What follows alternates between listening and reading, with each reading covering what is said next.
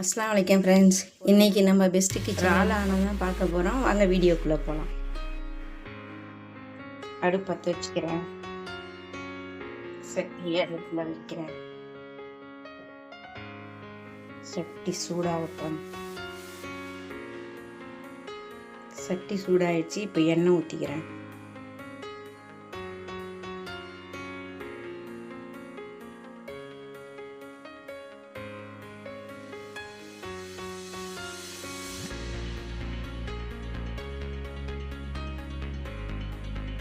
எண்ணெய் சூடானதும் எண்ணெய் சூடாகட்டும்.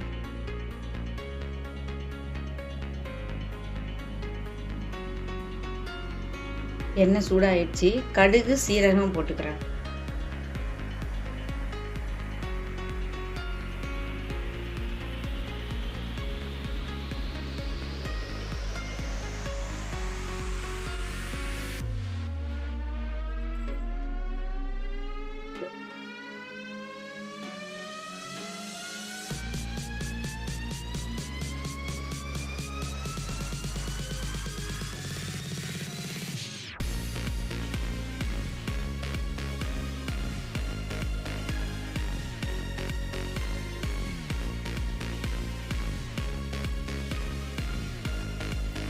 இப்போ நல்லா கடுகு பொரிஞ்சு வருது. வெந்தயம் ஒரு 1/4 ஸ்பூனுக்கு வெந்தயம் போட்டுக்கிறேன்.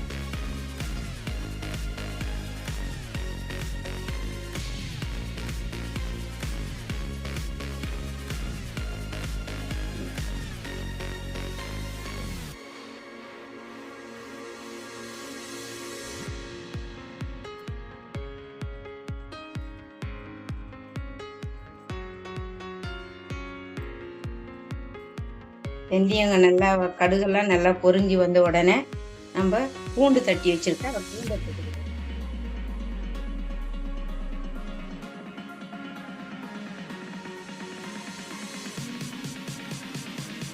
சின்ன வெங்காயம் வெட்டி வச்சிருக்கேன். ஒரு பாதி வெங்காயம் போட்டேன்.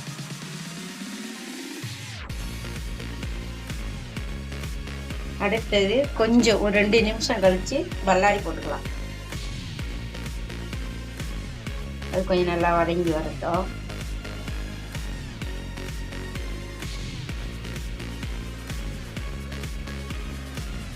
இது நல்லா பொரிஞ்சு வந்த உடனே நம்ம பல்லாரி போட்டுக்கலாம்.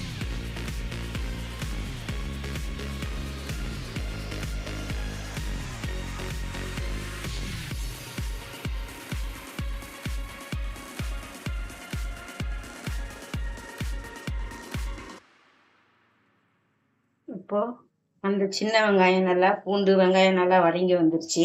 கலர் மாறி இப்போது பல்லாரி வெங்காயம் போட்டுக்கலாம்.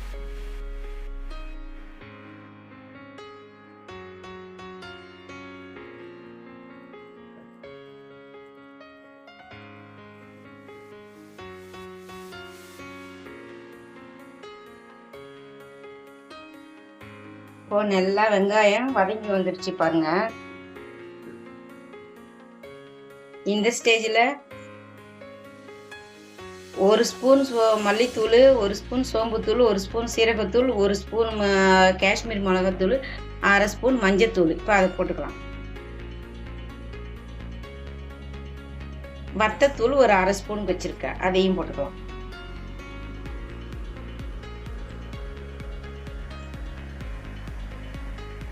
போட்டு நல்லா இதை வதங்கி வரட்டும். இப்போது காய்கறி நான் கத்திரிக்காய் வெட்டி போட்டு வச்சுருக்கேன். கத்திரிக்காய், கருவேப்பிலையை அதுக்கு அலசுறதுக்கு போட்டேன், கழுவுறதுக்கு. அதோட கத்திரிக்காயோட கிடக்கு. கத்திரிக்காய், முருங்கைக்காய், உருளைக்கிழங்கு.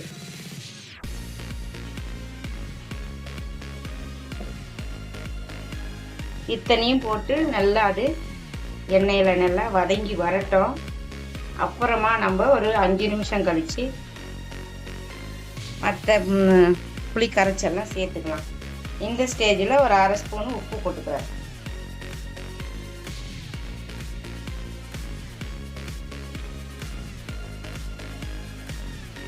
இப்போ நம்ம அதை நல்லா கிண்டி விட்டுருவோம். நம்ம நல்லா மிக்ஸ் பண்ணிட்டு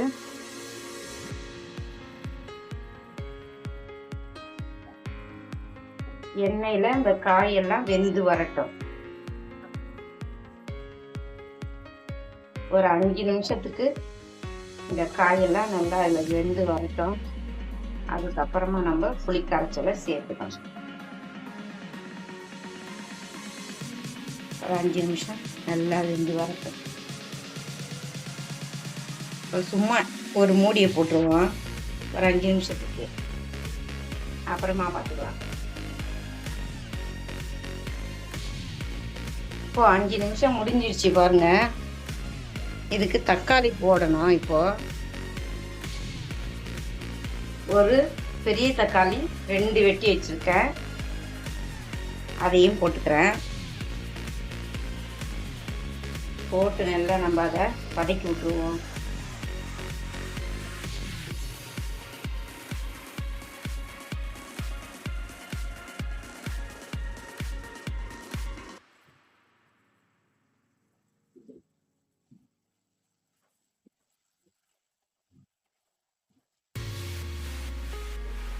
இதில் வாழைக்காய் போடலாம், முள்ளங்கியும் போடலாம். நல்லா இருக்கும் இந்த இறாலானத்துக்கு.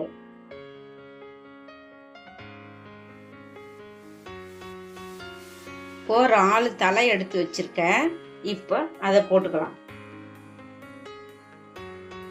வரட்டி வச்சிருக்கேன் நான். அதை நைட்டே அதை வரட்டி வச்சுட்டேன்.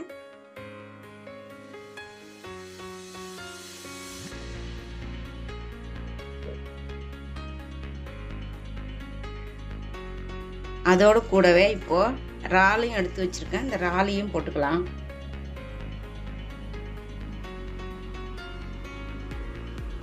ஒரு இறாலை போட்டு இப்போ நம்ம கிண்டி விட்டுக்கலாம். கிண்டி விட்டு கரைச்சலை ஊற்றிக்கலாம்.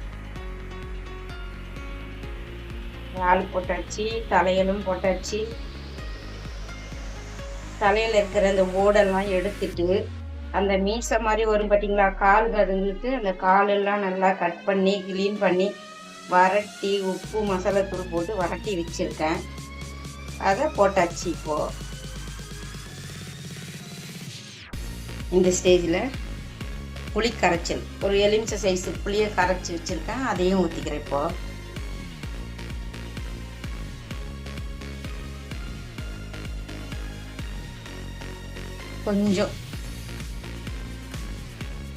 கொஞ்சமாக தண்ணி, அரிசி பனைஞ்ச தண்ணியில் தான் நான் இன்றைக்கி இறாலான வச்சுருக்கேன், புளி பனைஞ்சிருக்கேன்.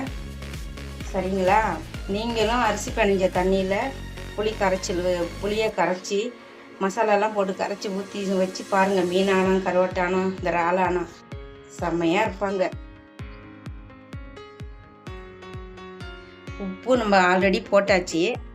இப்போ இந்த ஸ்டேஜில் மூடியை போட்டு கொஞ்சம் ஒரு 5-10 நிமிஷம் கொதித்து வரட்டும். ஆனும் பாருங்கள், ஒரு 5 நிமிஷம் உள்ளே கொதிக்குது.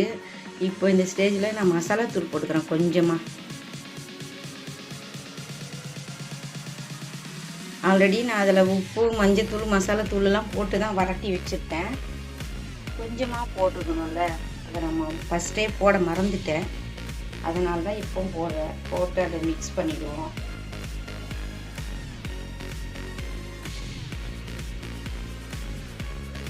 உப்பு தேவையான அளவு அப்போவே போட்டுட்டேன். எதுக்கும் ஒரு வாட்டி பார்த்துட்டு திரும்ப உப்பு போட்டுக்கலாம்.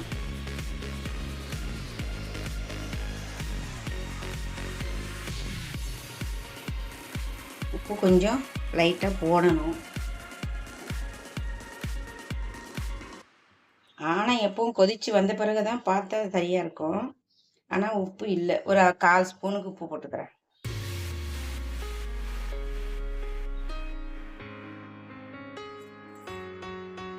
இந்த ஸ்டேஜில் 2 பச்சை மிளகா போட்டுக்கிறேன். இது இப்படி போட்டோன்னு வச்சுக்கோங்களேன், ஆனால் கடைசி போட்டால் அப்படியே பார்க்கறதுக்கு நல்லாவும் இருக்கும், ஒரு டேஸ்ட்டாகவும் இருக்கும். இப்போது இதை மூடி போட்டு ஒரு 10 நிமிஷம் ஹை ஃப்ளேமில் வச்சோன்னு வச்சுக்கோங்களேன், அது நல்லா கொதிச்சு வரும். இந்த மூடியை எடுத்துட்டு இப்போ கரெக்டான மூடி அதுக்கு போட்டாச்சு. ஒரு 10 நிமிஷம் நல்லா கொதிச்சு வரணும். இப்போ ஆனால் அதில் கொதிக்குது. இந்த பக்கம் இறால் பொரிக்கிறதுக்கு அடுப்பில் சட்டியை வைக்கிறேன். அடுப்பில் சட்டியை வச்சு எண்ணெய் சட்டி சூடாகட்டும்.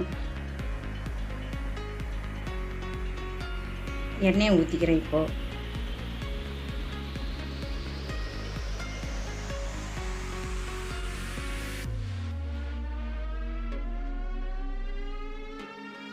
எண்ணெய் சூடானோடனே கடுகு போட்டுக்கலாம்.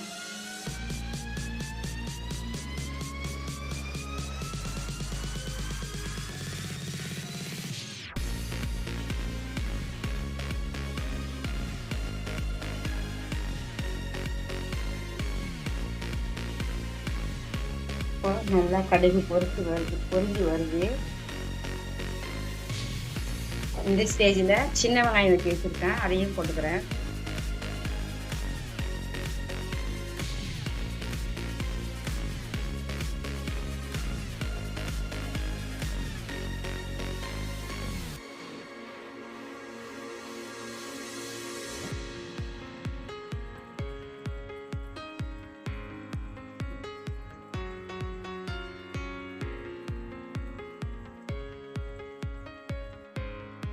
இப்போ பல்லாரியை போட்டுக்கலாம்.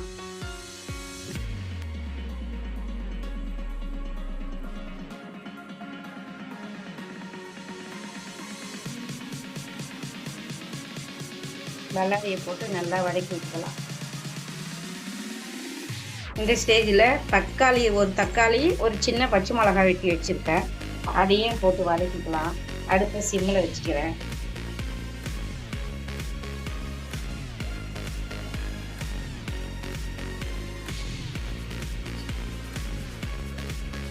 ஒரு 1/4 ஸ்பூனுக்கு உப்பு போட்டுக்கிறேன். ஏன்னா நான் அதில் உப்பு, மஞ்சத்தூள், மிளகாத்தூள் எல்லாம் போட்டு நான் அதில் வரட்டி வச்சுருக்கேன். அதனால் இது மட்டும் வதங்கிறதுக்கு உப்பு போட்டுருக்கேன். இந்த ஸ்டேஜில் ஒரு 1/2 ஸ்பூனுக்கு காஷ்மீர் மிளகாத்தூள் மட்டும் போட்டுக்கிறேன். வேறு ஒன்றும் போடலை. இதில்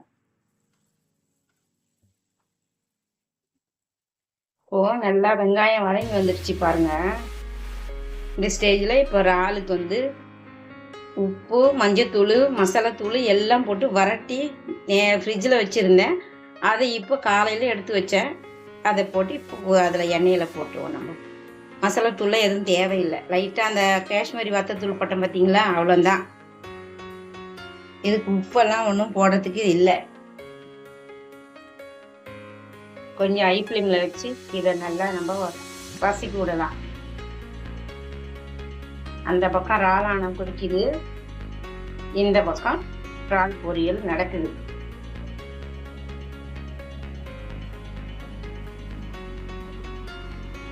உப்பெல்லாம் ஆல்ரெடி அதில் போட்டேன். வெங்காயம் வேக வைக்கிறதுக்கு மட்டும்தான் லைட்டாக உப்பு போட்டேன்.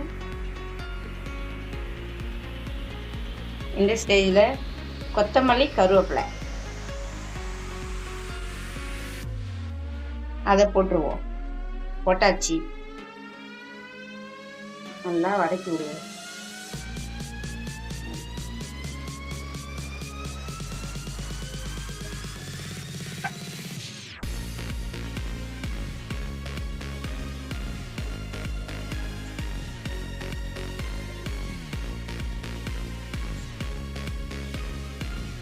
அவ்வளோந்தாங்க, இறால் பொரியல் ரெடி ஆகிட்டு. வாங்க எங்கள் வீட்டுக்கு சாப்பிட. சரிங்களா?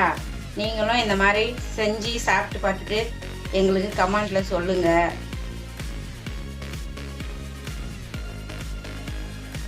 இப்போ அந்த பக்கம் இருக்கிற ஆணத்தை பார்க்கணும். இது ஒரு 2 நிமிஷம் இதில் இருக்கட்டும். ஏன்னா ஃப்ரிட்ஜில் இருந்தது பார்த்தீங்களா, அதனால் ஒரு 2 நிமிஷம் அப்படி இருக்கட்டும். இப்போ ஒரு 2 நிமிஷம் முடிஞ்சிடுச்சு. இறால் வெந்துட்டான்னு பார்க்கலாம். ஓகேங்க, செமையாக வந்துருச்சு. சரிங்களா? இறால் வறுவல் ரெடி ஆகிட்டுது. உங்களுக்கு பிடிச்சிருந்துச்சுனாக்கா நீங்களும் செஞ்சு சாப்பிட்டு பார்த்துட்டு கமெண்டில் எனக்கு சொல்லுங்கள். இப்போ அடுத்தது ஆணத்தை பார்ப்போம்.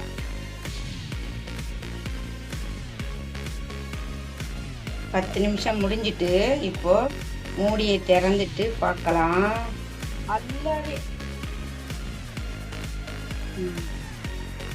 பாருங்கள். ஆனால் எப்படி நல்லா கொதித்து நல்லா வந்திருக்கு பாருங்கள். மேலே நல்லா எண்ணெய் திரண்டு வந்திருக்குது உங்களுக்கு தெரியும். இப்போ இந்த ஸ்டேஜில் தேங்காய் அரைச்சி வச்சுருக்கேன், தேங்காயை போட்டுக்கிறேன்.